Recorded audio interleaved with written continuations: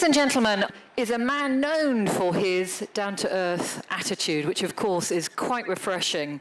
And of course, with a childlike curiosity and a stubbornness of a man, he went out to make the most appreciated chauffeur service here in Dubai. Of course, I'm talking about Magnus Olsson, CEO of Careem. Ladies and gentlemen, let's welcome him to the stage. Hello, Magnus. We are basically going to break this, Magnus, into 4 sections, okay? I'm going to be talking to you a little bit about Careem. Okay. Then I'm going to dig a bit deeper, find out about the childhood inspirations. And then, of course, we're going to go on to the present business success and then ask if you've got any advice for our audience, other entrepreneurs. Now, before we start, let me ask you, did your dad ever give you any advice? I remember two advice from my dad. Okay. One was when I came home with my first grades from school, which were very good. And he said, that's a good start. You know, that wasn't all of our experience. Yeah. Second one was when the internet had started coming and you had to access it through the old dial-up modem. And I was occupying the phone line in the house day and night, so no one could call us. And I finally had to sign up for my own private phone line at the age of 15. So I couldn't even, the equivalent of the Etisalat didn't allow a 15-year-old to get his own phone line. But at that time, my dad said, learning is going to become close to irrelevant, but whoever can find in all the information that is going to be available is going to be successful. Yeah. Well, Magnus, this is a true story, because at the age of 20, when I first set up my first business, I decided to turn to my dad, brilliant military man, a little bit of an oracle. And I sent him a contract. And I said, Dad, what are your thoughts? And imagine his reply. It read, darling, do check your spelling. So that's how my business career started. Now, of course, we know you for Careem. So tell us, what was the inspiration? How did it all begin? Yeah, so the story of Careem, you know, I'm a Swedish guy. I had come to the Middle East about 10 years ago to Dubai as a consultant and enjoyed life working as a consultant in the region. It's tremendously exciting to work in a place that is growing so fast and there's so many opportunities. But about 5 years ago, life took a turn and I had a brain bleeding that almost threw me off my feet. And I had to go to the States to have a couple of, I call them brain upgrades. I went from Magnus 1.0 to 2.0. And that really gave me an opportunity to reflect about life. Yes, I'm sure. And had a couple of realizations. You know, life is short. I have to find my purpose. And there is no place for fear. So I came back with my new brain. And I left my exciting and comfortable corporate life. And I set out on a path to find something meaningful. Wow. Yeah. Can we all have the name of the surgeon? Yeah. Clearly there was an insert there. Peter, he's great. Now, many of us have heard you calling your drivers captains. Yes. What's the origin of that? So, in the process of starting Careem, we were looking at many different opportunities. We were looking for something that could be meaningful and big.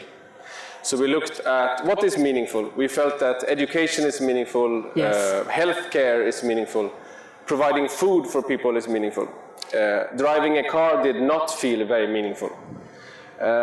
So when we actually came in contact with the idea of building a car booking service for the business travelers, we were not very excited at first. But then we realized that maybe this can still be a vehicle to drive something positive in the region. And that's also why we called it Careem. You know, Careem in Arabic means generous. And on that, you know, the first thing we did on the first day of Careem, me and my co-founder Mudassir, was that we wrote down the values of Careem. And amongst them was that we want to be Careem, we want to be generous to our customers, to our captains, and to our colleagues. And the captains, who from the beginning we actually called them drivers, but then about a year into the journey, it evolved into captains. It really comes from how we see them. Many times, drivers in taxi companies, in limousine companies, were not traditionally looked or very well regarded or well taken care of or well respected. And we felt that we really wanted to change that because, without them, we wouldn't have a business. Yeah. We have an app and we have a lot of technology and all the cool stuff. But at the end of the day, you're sitting in a car with a captain. And 90% of your experience depends on how that captain is treating you. Absolutely. So we said they are as important as a pilot on an Emirates flight, so let's call them a captains. I like that. And Magnus, at the end of the day, I think you've hit on a very important thing, and that is that our businesses are our teams. Yes. And I think if they feel valued, they're going to remain, aren't they? And they're going to put their whole heart and soul and conscientiousness into building our brands. Yeah, so for us, in our model, we actually don't employ captains ourselves, but we're working with licensed limousine companies that have captains and cars.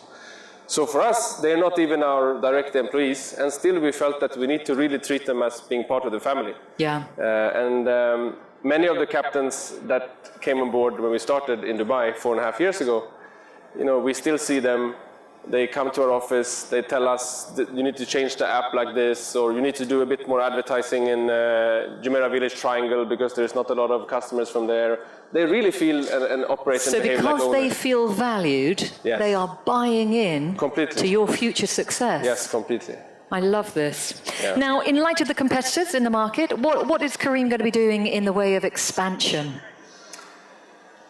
Are we going to be seeing 1 million new captains? Yes, so, it's been 4 years since we started. We have expanded from Dubai as the hub to 11 countries and 50 cities, from Morocco to Pakistan. And we have about 150,000 captains that work on the platform. But this is just the beginning. We have much bigger dreams and aspirations. In the next 2 years, we want to create 1 million jobs in the region. Oh, wonderful. Yeah, absolutely. And there is still a lot of countries and cities in the region we are not in. We are very excited about what we call our region. From Morocco to Pakistan with Turkey, 700 million people, 400 million people living in the cities. This is massive. So we still have a lot of work to do. Yeah. Now, just by a show of hands, how many of you have actually used Careem services? Show of hands, how many of you have used Careem services? I'm so pleased to see your wife's hand up. That's always a good sign. She almost had to be a captain one day when we were out of captains as well. I think that's superb. Keep it in the family. Now, let's have a little look at your early beginnings. I'm interested in knowing about the young Magnus. So what kind of childhood embodied you? And what kind of character were you within and outside of school?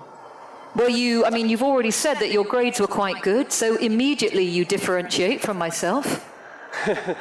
So I was a super geek. Yeah. So and I think from a very young age, my big idols were the likes of Steve Jobs or other big tech entrepreneurs.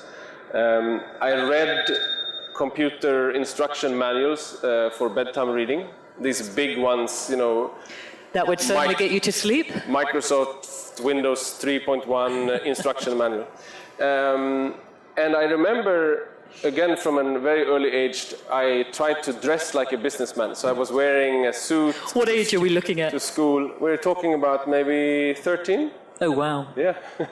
So I was really, the archetype of a geek. Well, my 12-year-old niece tells me that the in thing in Britain is now dating geeks. So actually, you were just a little ahead of yourself. Yes.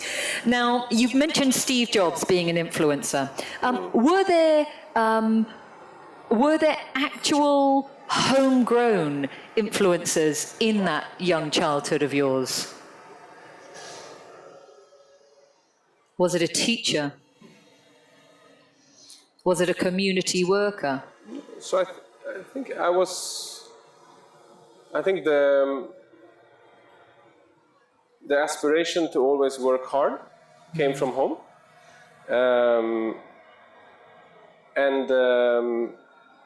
And really my biggest driving force throughout life has been curiosity. Yes. And I tell people that I think that is the most powerful driving force you can have. Yeah. And whatever that curiosity takes you, for me it was into computers and software and early internet, and but it wasn't any one person in particular, more than the ones I could read about on the internet. Yes, okay. I mean, Rajaram was talking earlier about the fact that his own success had been attributed down to jolly hard work. So I think that you would probably agree with him. Yes. Now, prior to Kareem, there was another business. What was it? So this was a world-famous IT consulting company that I started when I was 15. At that time, many of you might remember Anderson Consulting. They subsequently became Accenture. So when I was looking for a name, I thought if you can call it Anderson Consulting, it can be Olsson Solutions. So I started Olsson Solutions. And we were basically a small IT house, or I was the small IT house really, serving SMEs. Because the interesting things with SMEs, and I think this is very much in the discussion here tonight as well, even if you're a small company, IT and telecom is super critical for your business success. And growing bigger. Yes.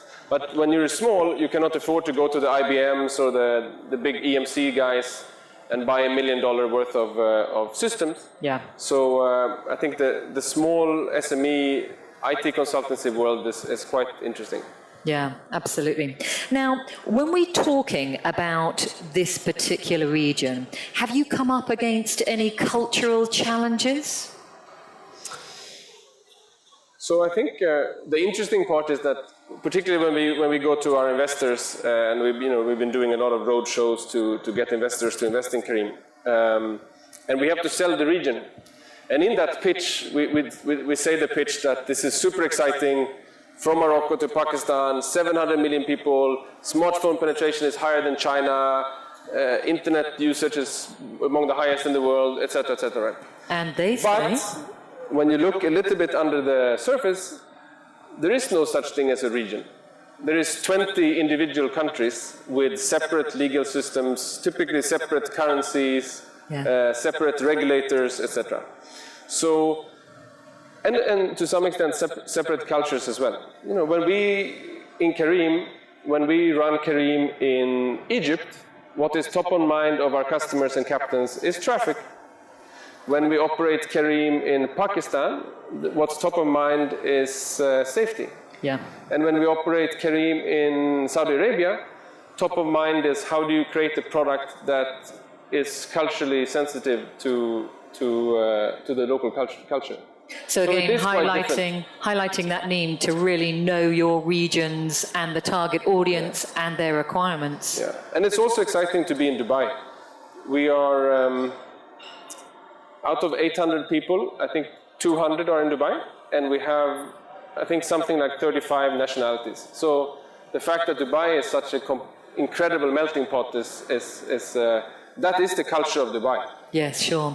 So that leads me on beautifully to my next question, because how do you define the entrepreneurial environment here in Dubai and wider in the UAE? So I think it's fantastic to see what has happened over the last, basically since Kareem started 4.5 years ago. when we started, there was very few accelerators, incubators, or things to support. They existed, but there were not a lot of them. And I remember when we started, and we wanted to own Careem ourselves, so we opened up in Dubai Media City. We got the cheapest office we could find in Shatta Tower. We're still in Shatta Tower. But we still had to pay quite some money just to get started. Today, with the likes of Turn 8 and Astrolabs and Flat 6 Labs, you know, most of them are in Dubai, but also in other parts of the UAE, Abu Dhabi, Ras Al Khaimah. It has gotten a lot easier to get started, a lot easier.